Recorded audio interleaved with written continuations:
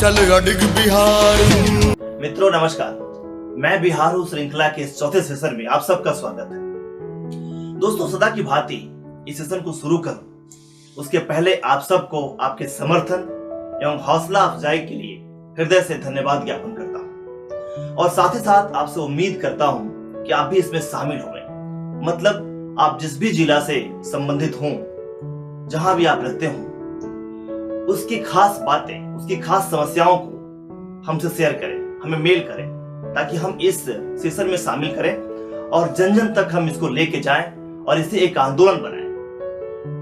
दोस्तों इस श्रृंखला के इसके पहले सेशन में मैंने चंपारण मतलब पूर्वी और पश्चिमी चंपारण के विकास की संभावनाओं की बात की थी और उसी चर्चा में चंपारण को मैंने जनक पुत्री देवी सीता के शरणस्थली के रूप में बताया था।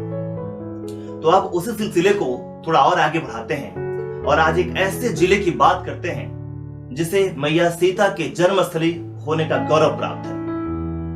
मित्रों वो जिला कोई और नहीं बल्कि सीतामढ़ी है।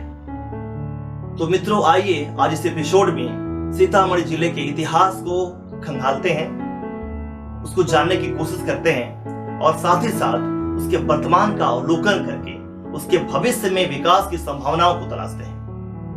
दोस्तों वैसे भी अभी बिहार में चुनाव की रणभेरी बज चुकी है, चारों तरफ चुनाव के शोरगुल है, थोक के भाव में नेता आपके पास पहुंच रहे हैं। इसलिए अब हम सब के लिए ये मौका भी अच्छा है कि हम सब अपनी बातों को उनके सामने रखें, अपनी समस्याओं को रखें और उनकी बातों को ध्यान से सुने, मगर जाति, धर्म और पार्टी की भावना से ऊपर उठकर उसे ही चुने जिसमें विकास करने की क्षमता हो। अन्यथा एक बार फिर हम 5 साल के लिए ठगे जाएंगे और 5 साल पीछे हो जाएंगे। दोस्तों तिरहुत और मिथिला क्षेत्र की संस्कृति की सुगंध लिए सीतामढ़ी तिरहुत प्रमंडल के में स्थित एक ऐसा जिला है जिसका नाम हिंदू तीर्थ स्थल के रूप में वेदों और पुराणों में भी दर्ज है। जैसा कि इसके नाम से स्पष्ट है कि सीता मैया के नाम पर ही इसका नाम सीतामढ़ी पड़ा है। रामायण काल में यह मिथिला राज्य का एक महत्वपूर्ण अंग था। वैसे 1908 ईस्वी में यह मुजफ्फरपुर जिला का हिस्सा बन गया और स्वतंत्रता के पश्चात 1972 में यह मुजफ्फरपुर से अलग होकर एक स्वतंत्र जिला के अस्तित्व में आ गया। इसके नाम के पीछे भी एक बड़ी रोचक कहानी कही जाती है कि बृहद विष्णु पुराण के वर्णानुसार मिथिला में एक बार दुर्भिक्ष मतलब सूखा और अकाल की स्थिति उत्पन्न हो गई थी। इस स्थिति से निपटने के लिए मिथिला के महाराजा जनक के पुरोहितों और पंडितों ने उन्हें उनके क्षेत्र की सीमा में हल कर्षण यज्ञ करने की सलाह दी। कहते हैं कि राजा जनक के राज नगर से लगभग 3 योजन पश्चिम अर्थात 24 मील की दूरी पर लक्ष्मणा जो आजकल लखनदेई नाम की नदी है उसके तट पर इस यज्ञ का अनुष्ठान एवं संपादन हुआ। राजा ने वहां हल चलाया और परिणाम स्वरूप भूमि सुता सीता धरा धाम पर अवतीर्ण हुई। साथ ही साथ आकाश बादलों से भर गया और परिणाम स्वरूप मूसलाधार बारिश हुई, जिससे प्रजा का दुष्काल तो मिटा, बुरे दिन तो मिटे, पर नवजात शिशु सीता की उसकी सुरक्षा की समस्या भी उत्पन्न हो गई। और फिर उन्हें वहां की वर्षा से बचाने के विचार से एक मड़ी मतलब जो मड़ई बोलते हैं, कुटी बोलते हैं, झोपड़ी होती है, बनवाने की आवश्यकता पड़ी। महाराजा जनक की आज्ञा अनुसार शीघ्रता से उस स्थान पर एक मड़ई तैयार की गई और उसके अंदर सीता जी सुरक्षित रखी गई। कहा जाता है कि जहां पर सीता की वर्षा से रक्षा हेतु मड़ई बनाई गई उसी स्थान का नाम पहले सीता मड़ई, फिर कालांतर में सीतामढ़ी और बाद में सीतामढ़ी पड़ा। मित्रों हालांकि मेरे अनुसार चूंकि यह धरती मां सीता की जन्मस्थली रही है इसलिए सीता मैया यहाँ कण कण में विराजमान है, मतलब मढ़ी हुई है, जिसे इस जगह को अगर सीतामढ़ी कहा जाए तो कदापि अतिशयोक्ति नहीं होगी। मित्रों 2294 वर्ग किलोमीटर क्षेत्रफल वाले इस जिले की सीमा नेपाल देश से लगती है। वास्तव में सच्चाई यह है कि सीमा सिर्फ नेपाल से लगती नहीं है बल्कि यहाँ अंतरराष्ट्रीय सीमा की कुल लंबाई 90 किलोमीटर है। दक्षिण पश्चिम तथा पूर्व में इसकी सीमा क्रमशः मुजफ्फरपुर, पूर्वी चंपारण एवं शिवहर तथा दरभंगा एवं मधुबनी जिले से मिलती है। यहाँ के मुख्य रूप से हिंदी भाषा है और स्थानीय भाषा के रूप में वज्जिका बोली जाती है। दोस्तों, वज्जिका एक्चुअल में भोजपुरी और मैथिली का मिला जुला रूप है। अपने धार्मिक एवं ऐतिहासिक स्थानों एवं अपने धनी संस्कृति के कारण जहां यह जिला बिहार के अग्रणी पर्यटन स्थलों में से एक है, तो वहीं अपने उपजाऊ समतल भूमि होने के बावजूद यहाँ की नदियों में आने वाली सालाना बाढ़ के कारण एवं नेतृत्व की उदासीनता और अनदेखी के कारण विकास के दृष्टिकोण से यह भारत के पिछड़े जिलों में से भी एक है। वास्तव में यह बिहार का एक संवेदनशील बाढ़ग्रस्त इलाका है, जिसकी विभीषिका यहाँ के अधिकांश हिस्सा हर वर्ष झेलने को मजबूर होता है। हिमालय से उतरने वाली कई नदियां तथा जलधाराएं यहाँ प्रवाहित होती हैं, जो अंततः गंगा में विसर्जित होती हैं, और यही कारण है कि वर्षा के दिनों में इन नदियों में बाढ़ की एक बड़ी समस्या उत्पन्न हो जाती है। बागमती नदी, लखनदेई नदी एवं अधवारा नदी समूह यहाँ की प्रमुख नदियां हैं। अगर प्रशासनिक दृष्टिकोण से बात करें तो सीतामढ़ी सदर, पुपरी एवं वेलसंड ये अनुमंडल है यहाँ के। 1994 के पहले एक और अनुमंडल हुआ करता था, शिवहर, जो आज एक स्वतंत्र जिले के अस्तित्व में है। दोस्तों, जैसा कि मैंने पहले ही कहा है कि इस जिले का धार्मिक महत्व होने के कारण यह जिला बिहार ही नहीं भारत के प्रमुख तीर्थ स्थलों में से एक है, और यही कारण है कि यहाँ पर्यटन के विकास की असीम संभावनाएं हैं। जनकपुर, जो कि नेपाल में आता है, इसकी सीमा से सटा हुआ है, इसके कारण भी पर्यटन के लिए आकर्षण का केंद्र रहा है। मगर दुख की बात यह है कि इसके प्रचार प्रसार के लिए कभी भी कोई सार्थक प्रयास नहीं किया गया। देश दुनिया तक इसके महत्व को पहुंचाने में हम आज भी असमर्थ रहे हैं। यहां तक कि पर्यटकों को आकर्षित करने के लिए आवश्यक बुनियादी सुविधाएं भी बहुत अच्छी नहीं है। वास्तविकता यह है कि यहाँ के लोग और यहाँ के नेतृत्व ईमानदारी से अगर मेहनत करता, केवल यहाँ के पर्यटन के विकास के बारे में काम किया होता, तो आज विकास के दृष्टिकोण से यह एक विकसित जिला होता। तो आइए बात कर लेते हैं यहाँ के कुछ पर्यटन स्थलों के बारे में। पहले बात करते हैं जानकी स्थान मंदिर की। मित्रों, सीतामढ़ी नगर के पश्चिमी छोर पर स्थित यहाँ के रेलवे स्टेशन से मात्र 2 किलोमीटर की दूरी पर जानकी मंदिर बना हुआ है, जहां पे भगवान श्री राम, देवी सीता और लक्ष्मण जी की मूर्तियां स्थापित हैं। कहा जाता है कि जानकी स्थान के महंत के प्रथम पूर्वज ने बृहद विष्णु पुराण के वर्णानुसार जनकपुर नेपाल से माप कर वर्तमान जानकी स्थान वाली जगह को राजा जनक की हल करसन भूमि बताई थी। पीछे उन्होंने उसी पावन स्थान पर एक वृक्ष के नीचे लक्ष्मणा नदी के तट पर तपस्या हेतु अपना आसन लगाया था। पश्चात काल में भक्तों ने वहां के एक मठ का निर्माण किया, जो गुरु परंपरा के अनुसार उस काल के क्रमागत शिष्यों के अधीन आदर पर्यंत चला आता रहा। यह सीतामढ़ी का एक मुख्य पर्यटन स्थल है। दोस्तों, बात करते हैं उर्बिजा कुंड की। सीतामढ़ी रेलवे स्टेशन से लगभग 1.5 किलोमीटर की दूरी पर स्थित यह स्थल हिंदू धर्म में विश्वास रखने वालों के प्रति अति पवित्र स्थान है। ऐसा कहा जाता है कि आज से लगभग 200 वर्ष पूर्व उक्त कुंड के जीर्णोद्धार के समय उसके अंदर उर्बिजा सीता की एक प्रतिमा प्राप्त हुई थी, जिसकी स्थापना जानकी स्थान के मंदिर में की गई थी। कुछ लोगों का कहना है कि वर्तमान जानकी स्थान के मंदिर में स्थापित जानकी जी की मूर्ति वही है जो कुंड की खुदाई के समय उसके अंदर से निकली थी। सीतामढ़ी में उर्बिजा जानकी के नाम पर प्रतिवर्ष 2 बार, एक बार रामनवमी और दूसरी बार विवाह पंचमी के अवसर पर विशाल मेला, खासकर पशु मेला लगता है, जिससे वहां की जानकी स्थान की ख्याति और भी अधिक हो गई है। अब बात करते हैं पुनौरा और जानकी कुंड की। पुनौरा पौराणिक काल में पुंडरीक ऋषि के आश्रम के रूप में विख्यात था। कुछ लोगों का यह भी मत है कि सीतामढ़ी से 5 किलोमीटर पश्चिम स्थित पुनौरा वही जगह है जहां देवी सीता का जन्म हुआ था। मिथिला नरेश जनक ने इंद्रदेव को खुश करने के लिए अपने हाथों से यहाँ हल चलाया था। इसी दौरान एक मिट्टी के पात्र में देवी सीता बालिका के रूप में मिली थी। मंदिर के अलावा यहाँ पवित्र कुंड भी है। हलेश्वर स्थान की बात करते हैं। सीतामढ़ी से 3 किलोमीटर उत्तर पूर्व में यह स्थान राजा जनक ने पुत्रेष्टि यज्ञ के पश्चात भगवान शिव का मंदिर बनवाया था, जो आज हलेश्वर स्थान के नाम से प्रसिद्ध है।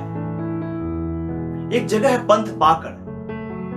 पंथ पाकड़ सीतामढ़ी से लगभग 8 किलोमीटर उत्तर पश्चिम में है, जहां एक बहुत ही पुराना पाकड़ का पेड़ है, जिसे रामायण काल का माना जाता है। ऐसी मान्यता है कि जब शादी के बाद देवी सीता को जनकपुर से अयोध्या ले जाया जा रहा था, तो कुछ समय के लिए उनकी पालकी वहीं रुकी थी। उन्होंने यहीं इसी वृक्ष के नीचे विश्राम किया था। दोस्तों, बघई मठ की अगर बात करें तो सीतामढ़ी से लगभग 7 किलोमीटर उत्तर पश्चिम में बघई मठ 108 कमरों का बना हुआ है। पूजा तथा यज्ञ के लिए यह स्थान बहुत ही प्रसिद्ध है। इस शहर के वैष्णो मंदिर की बात करें तो शहर के मध्य में स्थित भव्य वैष्णो देवी मंदिर है, जहां बड़ी संख्या में श्रद्धालु दर्शन पूजन करने आते हैं। यह भी यहाँ का एक प्रमुख पर्यटन स्थलों में से एक है। इसके अलावा शहर का सबसे पुराना सनातन धर्म पुस्तकालय है, जो दुर्लभ पुस्तकों का एक संग्रह है। मित्रों, इसके अलावा भी कई धार्मिक एवं सांस्कृतिक स्थल हैं, जैसे बोधायन सर। संस्कृत व्याकरण पाणिनि के गुरु थे महान गणितज्ञ भगवान बोधायन ने इस स्थान पर कई काव्यों की रचना की थी। लगभग 40 वर्ष पूर्व देवराहा बाबा ने यहाँ बोधायन मंदिर की आधारशिला रखी थी। सुकेश्वर स्थान, यहाँ के शिव जो सुकेश्वर नाथ कहलाते हैं, हिंदू संत सुखदेव मुनि के पूजा अर्चना का यह स्थान था। अब बात करते हैं गौरौल शरीफ की। मित्रों, सीतामढ़ी से लगभग 26 किलोमीटर दूर पर गौरौल शरीफ स्थित है, जो बिहार के मुसलमानों के लिए बिहार शरीफ और फुलवारी शरीफ के बाद सबसे अधिक पवित्र स्थान है। दोस्तों, बात करते हैं सुरसंड के रानी मंदिर की। मित्रों, सुरसंड वर्तमान में सीतामढ़ी जिले में एक प्रखंड मुख्यालय है। यह जगह अपने दुर्गा पूजा के लिए पूरे जिले में सुप्रसिद्ध है। साथ ही साथ जनकपुर के पास होने और सुरसंड के रानी मंदिर के होने से इसका महत्व और भी बढ़ जाता है। सुरसंड के मुख्य बाजार से नेपाल जाने वाली सड़क पर यह मंदिर स्थित है, जिसका निर्माण रानी धनवंतरी कुंवर के द्वारा की गई थी। 3 गुंबजों वाला यह मंदिर मिथिला के वास्तुशिल्प का एक अनोखा उदाहरण है। इस मंदिर में धौलपुर से लाए गए पत्थरों का इस्तेमाल किया गया है। मंदिर में पूजा अर्चना होती रही है, परंतु जैसे ही रानी धनवंतरी कुंवर के परिवार का शासन कमजोर हुआ, पूजा अर्चना भी बंद हो गई। मंदिर खंडहर में तब्दील हो गया, भगवान की मूर्तियां चोरी हो गई और आसपास जंगल बन गया। हालांकि अब मंदिर में पुनः पूजा अर्चना शुरू हो गई है। अगर सरकार का पुरातत्व विभाग इस पर ध्यान दे, सरकार इस पर ध्यान दे, तो इसे एक पर्यटन स्थल के रूप में विकसित किया जा सकता है। यहाँ विकसित करने की पूरी संभावना है। दोस्तों, वास्तव में प्राचीन मंदिरों के समागम वाला यह जिला पर्यटन के विकास के लिए पूर्णतः अनुकूल है। महाराजा जनक की राजधानी रही नगरी जनकपुर सीतामढ़ी से लगभग 35 किलोमीटर पूर्व है। NH 104 से भारत नेपाल सीमा पर विठा मोड़ जाकर नेपाल के जनकपुर जाया जा सकता है। सीमा खुली हुई है, इसलिए राजा जनक की नगरी तक यात्रा करने में कोई परेशानी नहीं है। और यही भी कारण भी है कि पर्यटक सीतामढ़ी होते हुए जनकपुर एवं जनकपुर होते हुए सीतामढ़ी आसानी से आ जा सकते हैं और एक ही साथ दोनों देशों के महत्वपूर्ण पर्यटन स्थलों को देख सकते हैं। मित्रों, अगर बात करें यहाँ की लोक कला एवं संस्कृति की, तो यह जिला इस मामले में भी अपने धार्मिक महत्व के समान ही बहुत धनी है, जो पर्यटकों को आकर्षित करने का एक महत्वपूर्ण जरिया बन सकता है। गीत नृत्य की बात करें तो इस जिले का बहुत महत्व है। शादी विवाह या अन्य महत्वपूर्ण आयोजनों पर वैदेही सीता के भगवान श्री राम से विवाह के समय गाए गए गीत अब भी यहाँ के बड़े ही रसपूर्ण अंदाज में गाए जाते हैं। जट जटनी तथा झिझिया सीतामढ़ी जिले का महत्वपूर्ण लोक नृत्य है। जट जटे नृत्य राजस्थान के घूमर नृत्य के समान है। झिझिया में औरतें अपने सिर पर छिद्रनुमा घड़े में दीपक रखकर नाचती हैं और यह अक्सर नवरात्रों में मतलब दुर्गा पूजा के दिनों में खेला जाता है। सोहर, जनेऊ के गीत, समरी लग्न, गीत नचारी, समदावनी, झूमर, बरगमनी, फाग, चैतावर, मलार, मधुश्रावणी और छठ के गीत, श्यामा चकवा भी, 12 मासा, ये सब यहाँ के लोकगीत हैं। जिसके मधुर संगीत आपको ठहर कर सुनने के लिए मजबूर कर देंगे। जैसे कि मैंने पहले ही कहा है कि जिला अपने संस्कृति के मामले में बहुत ही धनी है। तो आइए अब बात करते हैं एक ऐसे सांस्कृतिक परंपरा की, आपसे परिचय कराते हैं एक ऐसे सांस्कृतिक परंपरा की जो अपने आप में अद्वितीय है। जी हाँ, यह है सभागाछी ससौला, मतलब ससौला वैवाहिक सभा। सीतामढ़ी से लगभग 15 से 20 किलोमीटर पश्चिम में ससौला एक गांव है, जिसके विशाल बागीचे में प्रति वर्ष जून महीने के आसपास मैथिल ब्राह्मणों का एक वैवाहिक सभा लगता है। चूंकि यह सभा बगीचे में लगना शुरू हुआ था, इसलिए इसे सभागाछी भी कहते हैं। वास्तव में इस तरह की सभा मैथिल ब्राह्मणों के लिए मधुबनी जिले के सौराठ में हुआ करती है। चूंकि यह जगह यहाँ के लोगों के लिए दूर पड़ता था और उस समय आवागमन की भी असुविधा थी, तो यहाँ के लोगों ने आजादी के 1 साल बाद ही सौराठ के तर्ज पे ही, सौराठ सभा के जैसा ही यहाँ सभा लगाना शुरू कर दिया था, जिसका सिलसिला आज तक चल रहा है। वास्तव में यह सभा दहेज मुक्त विवाह का एक केंद्र के रूप में काम करती है। शादी के इच्छुक दूल्हे यहाँ आते हैं और यही वर और कन्या के पक्ष के बीच बातचीत होती है और तत्पश्चात विवाह के लिए पंजीकार से अनुमति लेकर शादी का कार्यक्रम रखा जाता है। हालांकि पहले यहाँ से हर रोज हजारों जोड़ों की शादी हुआ करती थी, पर अब स्थानीय लोगों की उदासीनता, समाज में दहेज का प्रचलन और आज के मैट्रिमोनियल टेक्नोलॉजी के कारण दशकों पुरानी यह सांस्कृतिक परंपरा अब समाप्त होती दिख रही है। वास्तव में ऐसे परंपराओं को बचाने की बहुत जरूरत है। मित्रों, बात करते हैं यहाँ की यातायात सुविधा की। वैसे सीतामढ़ी सड़क और रेल मार्ग से राज्य और देश के अन्य सभी भागों से पूरी तरह से जुड़ा हुआ है। जिले के लगभग सभी भागों में पक्की सड़कें मिल जाएंगी।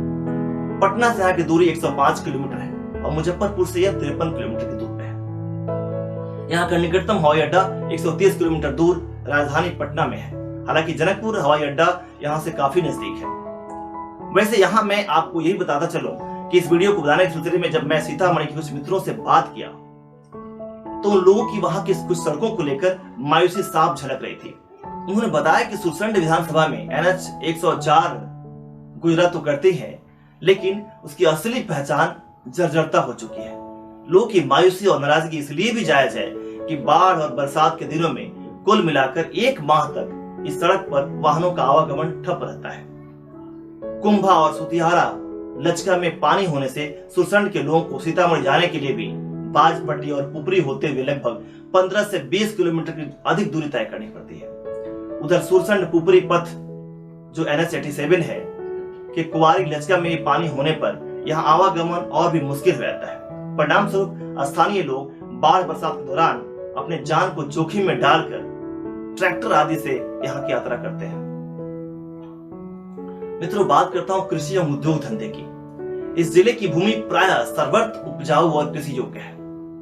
धान, गेहूं, दलहन, मक्का, तिलहन, तंबाकू, सब्जी, केला, आम और लीची जैसे कुछ फलों की खेती यहाँ सदियों से होती रही है। इस क्षेत्र में पानी की प्रचुरता होती है। औसतन 1205 मिलीमीटर वर्षा का एक वार्षिक वितरण लगभग 52 दिनों तक रहता है, जिसका अधिकांश भाग मानसून से होने वाला वर्षण है और इसी कारण यह बिहार का संवेदनशील बाढ़ग्रस्त इलाका भी है। दोस्तों, बाढ़ग्रस्त क्षेत्र होने के बावजूद भी इस क्षेत्र में कृषि एवं कृषि आधारित उद्योग धंधों के लिए काफी अनुकूलता है, परंतु आज भी यहाँ की खेती सिर्फ और सिर्फ पेट भरने के उद्देश्य से किया जाता है। कृषि आधारित उद्योग धंधों पर कभी प्रयास नहीं किया गया। जहां तक सवाल है यहाँ के उद्योग धंधों की, तो उद्योग धंधा का क्षेत्र में इस जिले की उपलब्धि न के बराबर रही है। उद्योग के नाम पर एकमात्र रीगा चीनी मिल दिखता है। वैसे कहने का तो जिला उद्योग केंद्र में हजारों उद्योग निबंधित है, रजिस्टर्ड है, लेकिन आज पुराने उद्योग भी बंद होकर अपनी बेबसी को बयान करते नजर आ जाएंगे। राइस मिल, चूड़ा मिल, तेल उद्योग आदि जस के तस हैं। इसमें भी कोई नया उपलब्धि नहीं हुई है। जिले में वर्ष 1984 में शहर से सटे औद्योगिक क्षेत्र में विश्व बैंक एवं राष्ट्रीय सहकारी विकास समिति ने औद्योगिक इकाई की स्थापना के लिए राशि मुहैया कराई थी। इसलिए इंडस्ट्रियल एरिया में 99 साल के लीज पर जमीन ली गई। कोल्ड स्टोरेज का निर्माण की प्रक्रिया शुरू हुई। तमाम काम पूरा कर लिया गया, केवल मशीन लगाना शेष रह गया था। इसी बीच सहकारिता का सरकारीकरण हो गया और इसके साथ ही यह महत्वाकांक्षी परियोजना ने दम तोड़ दिया। इसी क्षेत्र में 2 करोड़ की लागत से सूता फैक्ट्री की स्थापना की गई। सभी आधारभूत संरचना तैयार हो गया, लेकिन वर्किंग कैपिटल के अभाव में इसने भी दम तोड़ दिया। आज यह फैक्ट्री बेबसी की आंसू बहा रहा है। कपड़ा फैक्ट्री को लेकर उत्पन्न विवाद से करोड़ों की मशीनें बर्बाद हो गई। इसी इलाके में दुग्ध शीतक फैक्ट्री की स्थापना की पहल की गई। करीब 3 दशक पूर्व शहर से सटे घोड़ा मैदान में लाखों की लागत से कागज फैक्ट्री की स्थापना की गई। मशीनें आई जो अब लोहे की शक्ल बनकर परिसर में बिखरा पड़ा है। दाल मिल हो या चमड़ा फैक्ट्री, सबका बुरा हाल है। खाद्य प्रसंस्करण यानी फूड प्रोसेसिंग पर आधारित उद्योग लगाने की घोषणा अब तक गति नहीं पकड़ पाई, जबकि agro based industry, water treatment plant, bamboo based products, कलात्मक डिजाइन वाली लाख की चूड़ियां, जिसमें सीतामढ़ी की शहर की अच्छी ख्याति है, इन सब की यहाँ पूरी संभावनाएं हैं। मित्रों, वैसे आत्मनिर्भर भारत अभियान के तहत लघु एवं कुटीर उद्योगों को आगे बढ़ाने के लिए संभावनाएं दिख रहा है। प्रधानमंत्री ने लोकल और वोकल पर जोर दिया है। जिले में कृषि आधारित उद्योग की अधिक संभावनाएं हैं। सॉ मिल, फ्लावर मिल, आटा उद्योग, डेयरी उद्योग, दूध उत्पादन, सब्जी, फूल, मशरूम उत्पादन, पापड़ उद्योग, बड़ी एवं अचार उद्योग सब इसमें शामिल है। वास्तव में आज इसके लिए केंद्र सरकार की योजना को किसानों तक पहुंचाने की बहुत आवश्यकता है। जिले में मछली पालन उद्योग काफी बेहतर और अपार संभावनाएं हैं। पुपरी के जलालपुर बैंगरी गांव स्थित फिश हेचरी में कई प्रजातियों की मछली बीज का पालन किया जा रहा है। यहाँ प्रति शिफ्ट 50 लाख एवं प्रति वर्ष 1 करोड़ 20 लाख मछली बीज पालने की क्षमता है। कृषि विज्ञान केंद्र के मत्स्य वैज्ञानिकों की माने तो जिला में मछली पालन करने की अपार संभावनाएं हैं।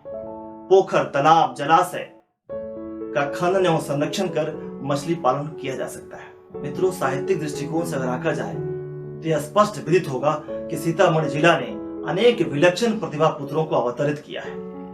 यह वही पावन भूमि है जहां बिहार के पंत नाम से चर्चित आचार्य जय किशोर नारायण तो संस्कृत के प्रकांड विद्वान सामलिया बिहारी लाल वर्मा तो गांव गंवई भाषा में जनता के स्तर की कविताएं लिखकर नाजिर अकबरवादी को चुनौती देने वाले आंसू कवि बाबा नरसिंह दास का नाम यहाँ आज भी सम्मान के साथ लिया जाता है। इसके अलावा राम वृक्ष वेनेपुरी के जीवन का बहुमूल्य समय यहाँ व्यतीत हुआ था। देश के जाने माने आलोचक एवं लेखक प्रोफेसर डॉक्टर हरिनारायण ठाकुर भी सीतामढ़ी जिले के ही हैं। इसके अलावा अनेक सारे साहित्यकार सीतामढ़ी की साहित्यिक गतिविधियों में समय समय पर जीवंतता लाने में सक्रिय रहे। अगर बात करें शिक्षा की तो कुछ समय पहले तक यहाँ के छात्रों को अच्छी शिक्षा के लिए दूसरे जिलों में जाने के लिए मजबूर होना पड़ता था, लेकिन अब यह जिला भी शिक्षा का हब बनता जा रहा है। जिले में तकनीकी शिक्षा की स्थिति बिखरी है। हालांकि सरकारी स्कूल एवं कॉलेजों की शिक्षा आज भी बदहाली के दौर से उबर नहीं पाई है। कॉलेज में शिक्षक और संसाधन का अभाव बरकरार है। उसके बावजूद यहाँ के मेधावी छात्र हर क्षेत्र में अपना डंका बजा रहे हैं। वे चाहते भी हैं कि यहाँ आकर कुछ करें, इस जिले का विकास में भागीदार हो, परंतु सरकारी उदासीनता उनकी पैरों की बेड़ियां बन जाती है। फिर भी मैं उम्मीद करता हूं कि वे इन बेड़ियों को तोड़ेंगे और अपने जिले के विकास से अपना नाता अवश्य जोड़ेंगे। मित्रों, इस सेशन को कंक्लूड करते हुए मैं अवश्य कहना चाहूंगा कि सीतामढ़ी की पावन भूमि पर्यटन के साथ साथ उद्योग धंधों के लिए एक अच्छी जमीन साबित हो सकती है। बस जरूरत है तो इस दिशा में हम सब के योगदान की। तो मित्रों, आज के इस सेशन में अब मुझे इजाजत दीजिए। मिलते हैं अगले सेशन में एक और जिले की बातों के साथ। तब तक के लिए आप सबको नमस्कार।